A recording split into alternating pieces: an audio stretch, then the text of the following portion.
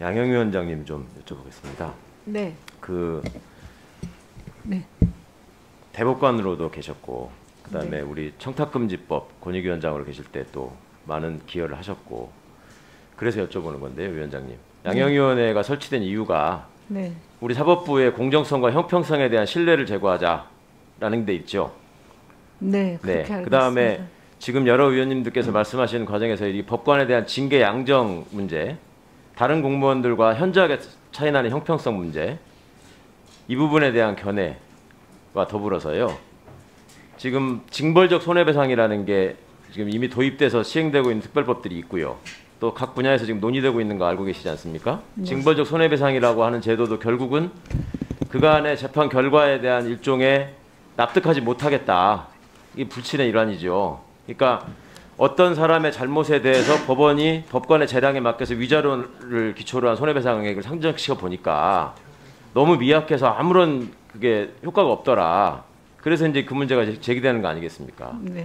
거기 이제 바탕에 깔린 생각은 양형위원회를 발족시킬 때 얘기하고 비슷한 것 같아요. 그거를 양형위원회를 경험에 이끌어 보시고 또 현직 법관으로 계실 때의 경험에 비춰 보실 때 어느 정도의 필요성과 설득력이 있을지 간단히 좀 견해를 말씀해 주십시오.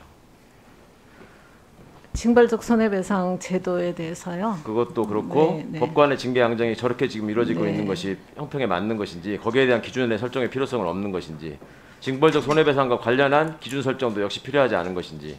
그 법관이 어쨌든 가장 지금 최고로 하는 게 정직 1년이니까 정직 1년과 정치권에 의한 탄핵 사이가 이제 비어 있는 거죠. 그 사이는. 그래서 그 부분을 그 아래에 해당되는 네. 것도 지금 현장에 낮은 거 보시지 않았습니까?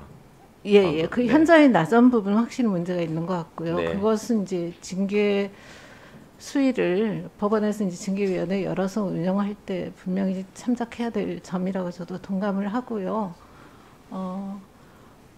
그 손해배상, 또, 위자료 또 부분. 이제 정직 1년하고 탄핵 사이에 또 그 탄핵까지는 안 가지만 네. 정직 1년으로는 충분치 못하는 경우는 제도적으로 어떻게 할 거냐 이건 또 아까 헌법 문제하고 조금 연관이 있어서 또 뭐 계속 논의돼야 될 점이다 공감을 하고요.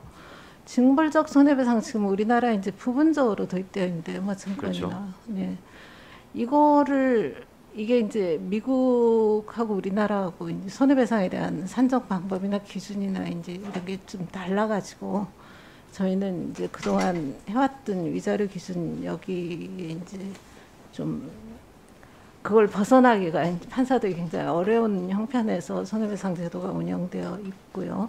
이게 지금 그러면은 네. 다른 데하고 과연 이게 맞는 것인지라도 좀 확인할 수 있어야 되는데 행정처장님 지금 아무런 통계를 운영하지 않고 있어요. 지금 세 배 이상의 손해배상 이걸 규정한 특별법들이 생기지 않았습니까? 예. 그와 관련해서 그렇게 적용한 사례가 있는지를 여쭤보니까 그런 거 관리하지 않는다 이런 답변을 받았습니다.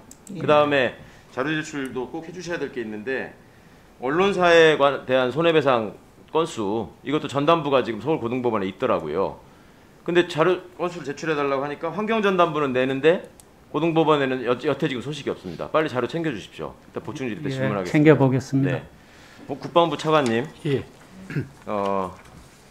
지금 어찌 보면은 조금 이질적인 업무를 하는 국방부에서 법사에 출석해 계십니다. 예. 왜 그러는 줄 아십니까? 군사법원이기 때문에. 아니 군사법원은 군사법원인데 국방위에서 왜 못하고 법사위에서 하는 겁니까? 국방위에서도 군사법원 관련해서 질의하잖아요. 법원이다 보니까 네. 사법 체계를 가지고 있기 때문에 네. 법사위에서 또 업무 보고도 드리고. 그렇습니다. 법사위는. 제가 보기에는 그 헌법에 규정된 군사법원의 위상을 그냥 정확하게 지키는 데가 지금 국회밖에 없어요. 군사법원은 행정부의 장에 나오는 게 아니라 법원편에 나오거든요. 그러니까 법사위가 관할을 하고 있는 것입니다. 그리고 국방부 장차관이 왜 군사법원에 관해서 국회에 출석해서 답변하느냐. 이것이 군사법원의 근본적인 위치나 한계에 대한 문제가 있죠. 대법원 산하의 법원임에도 불구하고 대법원은 아무런 사무감사를 하지 않아요. 대법원은 산하기관 법원에 대해 사무감사 하지 않습니까? 행정처장님. 그렇죠? 군사법원은 왜 안 합니까? 대법원 산하의 법원인데.